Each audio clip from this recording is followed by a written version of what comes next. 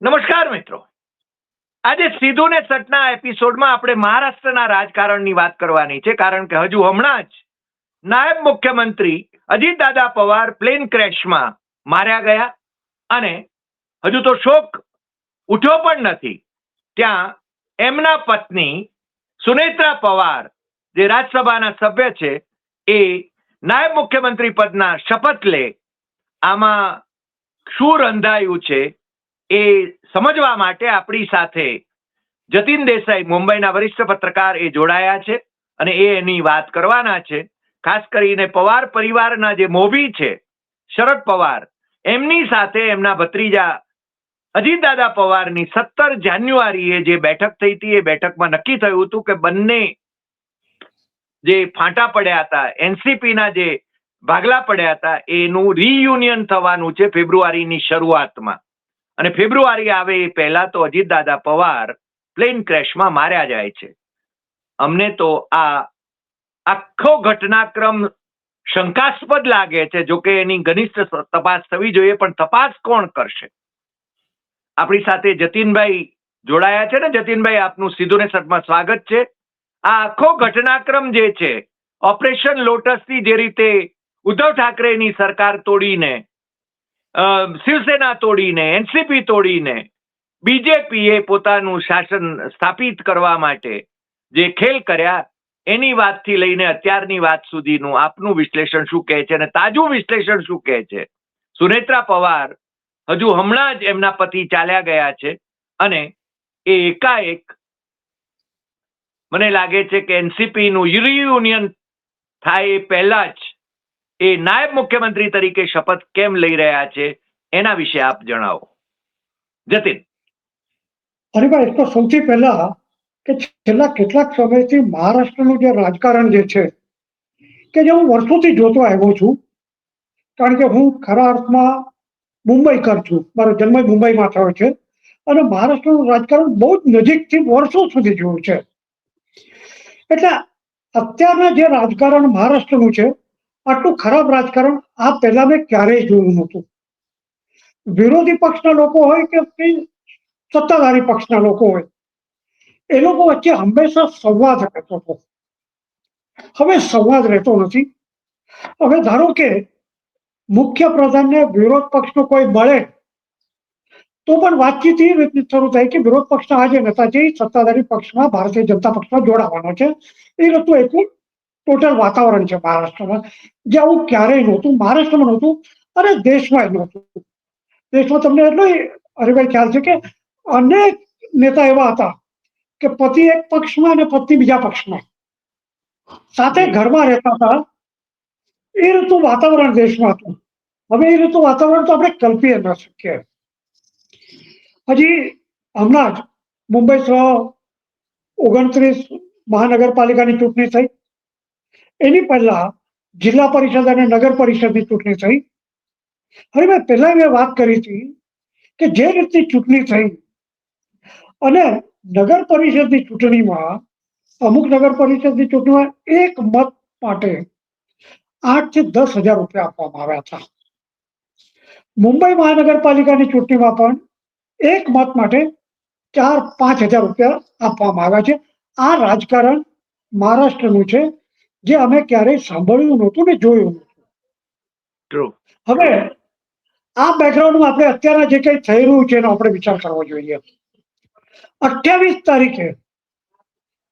તારીખે સવારના અજીત પવારનું વિમાન ક્રેશ થાય છે અને આજે 31મી તારીખ છે, એટલે વચ્ચે 3 દિવસ ગયા.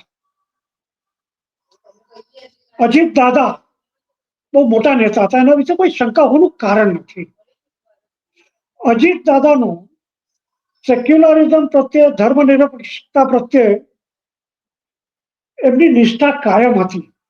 ધારો કે ભારતીય જનતા પક્ષની સાથે ગયા હોવા છતાં હું કહું છું, કારણ કે મહારાષ્ટ્રમાં દર વર્ષે એક એસેમ્બલીનું સેશન જે છે એ નાગપુરમાં થતું હોય છે.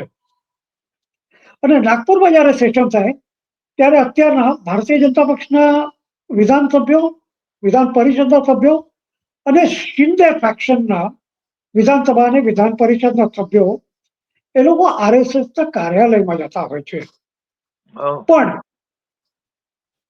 અજીત પવાર અને એના પક્ષના કોઈ ગયું નહોતું. અજીત પવારે કોઈને જવા દીધા નહોતા, એટલે આપણે ધ્યાન રાખવું જોઈએ. એટલે ભારતીય જનતા પક્ષ સાથે હોવા છતાં એમણે પોતાનો જે કઈ વિચાર છે એનાથી અલગ થયા નહોતા, એ આપણે ધ્યાનમાં રાખવું જોઈએ. 3 દિવસમાં આજે અચાનક કાલે રાતના સમાચાર આવે છે કે આજે સાંજના સુનેત્રા પવાર ડેપ્યુટી ચીફ મિનિસ્ટરના સોગંદ લેશે. એક તો મહારાષ્ટ્રના સૌથી પહેલા મહિલા ડેપ્યુટી ચીફ મિનિસ્ટર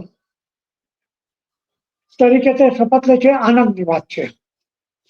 ટેકનિકલી ભારતીય ઘટનામાં, સંવિધાનમાં, કોન્સ્ટિટ્યુશનમાં ડેપ્યુટી ચીફ મિનિસ્ટર નામનો કોઈ પ્રકાર નથી. ડેપ્યુટી પ્રાઇમ મિનિસ્ટર પણ નથી. પણ છતાંય એક આનંદની વાત છે, એક મહિલાને આ પદ મળે છે. પણ આટલી શું ઉતાવળ હતી?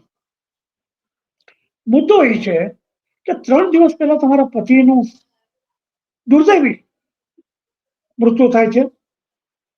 આખો મહારાષ્ટ્ર, આપણે જોયું નહીં હોય એટલી મોટી સંખ્યામાં લોકો અજીત પવારના અંતિમ સંસ્કાર વખતે ભેગા થાય છે. લોકો શ્રદ્ધાંજલિ આપે છે અને કટિંગ અક્રોસ પાર્ટી લાઈન જે કઈ થયું, બધા આખો મહારાષ્ટ્ર જે કઈ થયું એના વિશે આખા મહારાષ્ટ્રે શોક વ્યક્ત કર્યો. આ હકીકત છે. 28મે અકસ્માત થાય છે, 29મે અંતિમ સંસ્કાર થાય છે અને 29મી સાંજના જ ચક્રો ચાલવા લાગે છે. પ્રફુલ્લ પટેલ, સુનિલ તટકરે, છગન ભુજબળ આ બધા ચીફ મિનિસ્ટરને મળે છે. આ બધા સુનેત્રા પવારને કન્વિન્સ કરે છે તમારે તત્કાળ ડેપ્યુટી ચીફ મિનિસ્ટર થવું જોઈએ.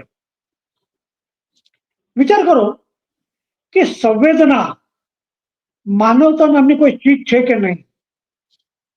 જે મહિલાએ એનો પતિ ગુમાવ્યો છે, આખા મહારાષ્ટ્રે એના એક પ્રિય નેતા ગુમાવ્યા છે, અને તમે 3 દિવસમાં ડેપ્યુટી ચીફ મિનિસ્ટર તરીકે જવાબદારી લો છો.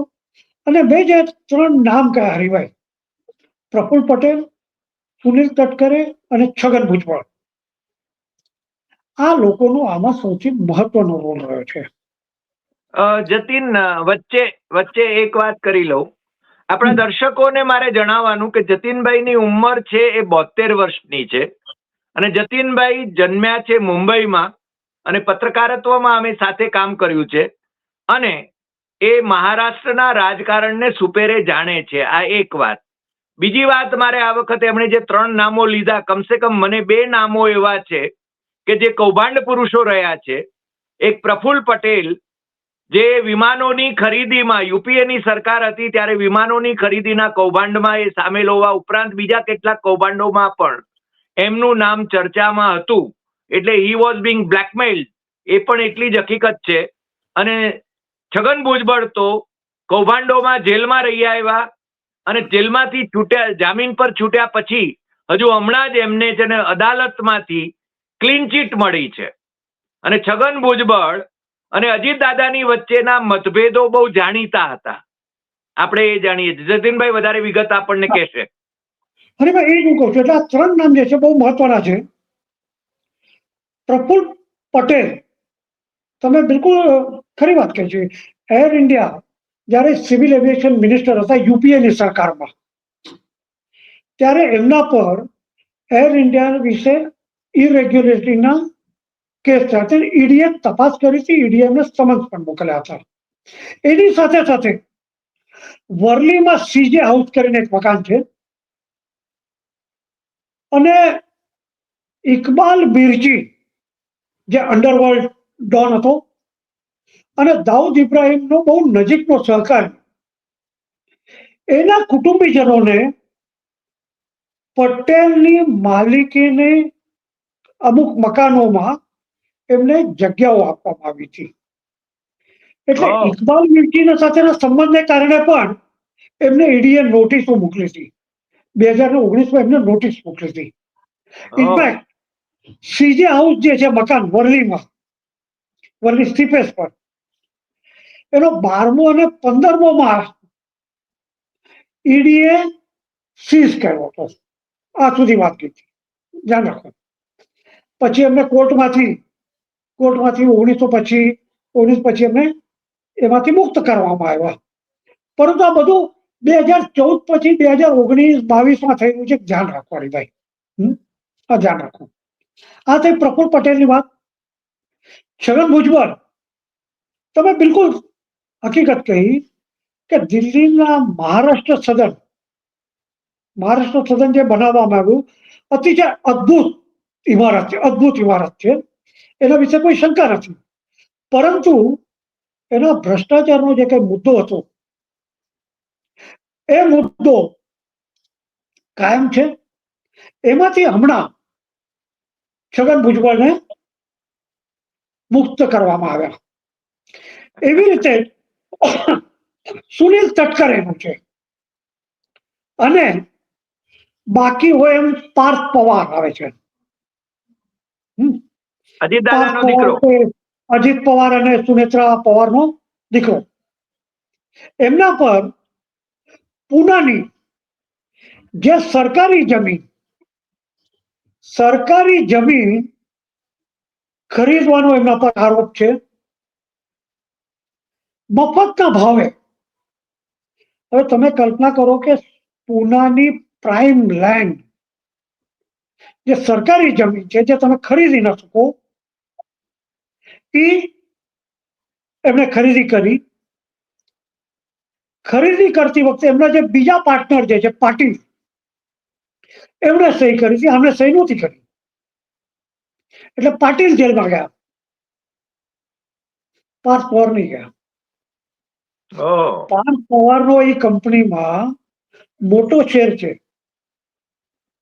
તમે એમ કેમ કહી શકો કે જેમને સહી કરી છે એ જેલમાં જાય, પણ જેમનો મોટો શેર છે એ, કારણ કે એમને સહી નહોતી કરી એટલે એ મુક્ત. આ આખા મહારાષ્ટ્રના અત્યારના સિનારીઓ છે ભાઈ. સુનેત્રા પવારની સામે પણ જતીન, સુનેત્રા પવારની સામે પણ ભ્રષ્ટાચારના આક્ષેપો તો હતા જ, ગેરરીતિના આક્ષેપો હતા. હવે અત્યારના સુનેત્રા પવારને રાજકારણની કોઈ જાણ નથી. હમણાં લગભગ 1.5 વર્ષ પહેલા રાજ્યસભાની એક બેઠક ખાલી થઈ, પ્રફુલ્લ પટેલની ટર્મ પૂરી થઈ હતી. ત્યાં રાજ્યસભામાં એનસીપી તરફથી કોઈને મોકલવાના હતા. એનસીપીમાં ત્યાં સુધી સ્પ્લિટ થઈ ગઈ હતી, અને એનસીપીમાં અજીત પવારને અને પ્રફુલ્લ પટેલને એમના એક નેતા વિશે કે કાર્યકર્તા વિશે એવું નહીં લાગ્યું કે એમને આપણે રાજ્યસભામાં મોકલવા જોઈએ. એમને રાજ્યસભામાં સુનેત્રા પવારને મોકલે છે, કે જેમને રાજકારણનો કોઈ અનુભવ નહોતો. આજે એમને મહારાષ્ટ્રના રાજકારણની કશી ગતાગમ નથી. પણ એવું કહેવામાં આવે છે, blood is thicker than the water. જાતનું લોહી જે છે, એટલે સુનેત્રા પવારને આજે ડેપ્યુટી ચીફ મિનિસ્ટર બનાવવામાં આવશે. આ દરમિયાન અત્યારના 8મી તારીખે પુના જિલ્લા પરિષદની ચૂંટણી છે, અને પુના જિલ્લા પરિષદની ચૂંટણીમાં એનસીપી બંને ફેક્શન, એટલે શરદ પવારનું ફેક્શન અને અજીત પવારનું ફેક્શન સાથે મળીને ચૂંટણી લડી રહ્યા છે ભારતીય જનતા પક્ષના વિરોધમાં. ચૂંટણીનું પરિણામ જે કંઈ આવશે 8 તારીખે આવશે. પરંતુ આ દરમિયાન 16મી અને 17મી જાન્યુઆરીએ જયંત પાટીલ, કે જે શરદ પવાર ફેક્શનના રાષ્ટ્રવાદી પક્ષના બહુ મોટા નેતા છે, અત્યાર સુધી તે મહારાષ્ટ્રના પ્રમુખ હતા, એમની અને અજીત પવારની 16 અને 17 તારીખે મિટિંગ થઈ. એમાં એ લોકોએ નક્કી કર્યું બંને ફેક્શન સાથે આવે એને માટે. એનું કારણ ચોક્કસ એ હશે કે અજીત પવાર ભારતીય જનતા પક્ષ સાથે હોવા છતાં એ ત્યાં સમાધાની નહોતા. ધ્યાનમાં રાખવું જોઈએ. કારણ ઓબ્વિયસ છે અનેક એવા મુદ્દા હતા કે જેમના વિશે અજીત દાદા અને ભારતીય જનતા પક્ષ એ લોકો વચ્ચે મતભેદ હતા. આ હકીકત છે, એમાં કોઈ શંકાને સ્થાન નથી. એટલે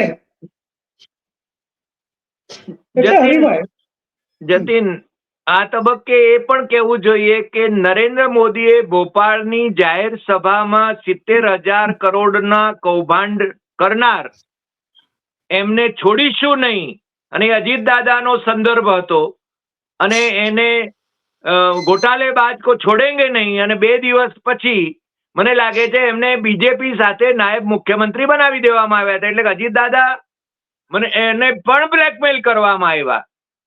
બિલકુલ. ભોપાલમાં જાહેર સભામાં નરેન્દ્ર મોદીએ કહ્યું હતું કે 70,000 કરોડનો ભ્રષ્ટાચાર કર્યો છે. એ દરમિયાન મહારાષ્ટ્રના મુખ્યપ્રધાન દેવેન્દ્ર ફડણવીસ એને તો ત્યાંથી આગળ જઈને કહ્યું હતું કે અજીત પવાર તો હવે ચક્કી પીસિંગ એન્ડ પીસિંગ એન્ડ પીસિંગ, એટલે જેલમાં જવાના છે. એટલે જેલમાં જવાનું છોડો, ચક્કી પીસિંગ એન્ડ પીસિંગ એ છોડો, એ નાયબ મુખ્યપ્રધાન થઈ ગયા. આ દેશનું અત્યારના રાજકારણ છે, આ ચાલે છે. તો મેં તમને એ કહ્યું હતું કે 8મી ફેબ્રુઆરીએ મતદાન છે પુણે જિલ્લા પરિષદનું, બંને ફેક્શન સાથે આવ્યા છે.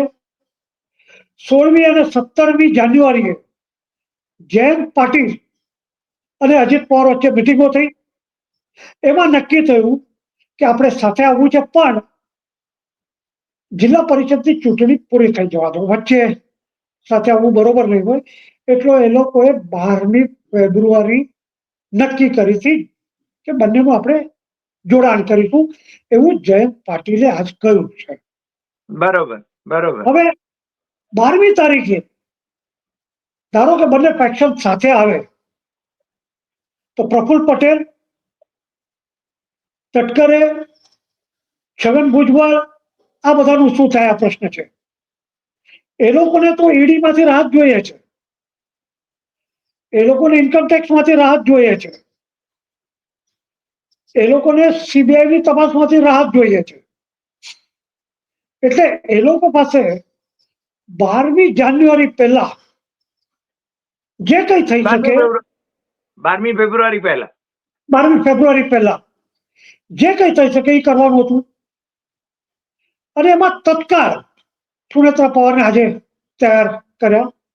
મને એવું લાગે છે કે સુનેત્રા પવારે વિચાર કરવો જોઈતો હતો કે આપણા પતિના મૃત્યુ પર આ લોકો રાજકારણ કરી રહ્યા છે. બીજી એક શોકાંતિકા હરિભાઈ એ રીતની છે કે લોકો, સામાન્ય માણસ ત્યાં ભેગા થયા અજીત પવારના ફ્યુનરલમાં, પણ હંમેશા મહારાષ્ટ્રમાં હોય કે પછી ગુજરાતમાં કોઈ નેતાનો જન્મદિવસ હોય કે કંઈ પણ હોય તો હજારો બેનર લાગતા હોય છે, ફ્લેક્સી બધે લાગતા હોય છે. અજીત પવારના દુર્દૈવી મૃત્યુ પછી બહુ ઓછા બેનર નેતાઓએ લગાડ્યા હરિભાઈ. પણ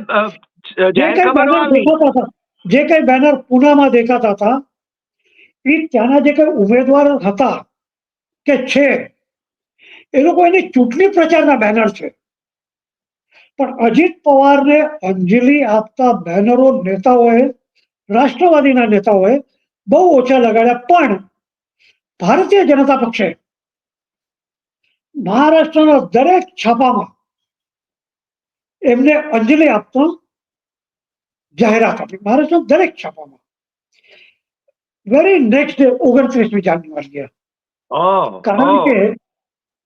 કારણ કે અજીત પવારના કારણે જે કઈ વેક્યુમ નિર્માણ થયું હોય, પશ્ચિમ મહારાષ્ટ્રના રાજકારણમાં હોય કે મહારાષ્ટ્રના રાજકારણમાં હોય, એનો લાભ લેવાનો આ પ્રયત્ન હતો. અને ભારતીય જનતા પક્ષ આ બાબતમાં સૌથી ઇન્ટેલિજન્ટ પાર્ટી છે.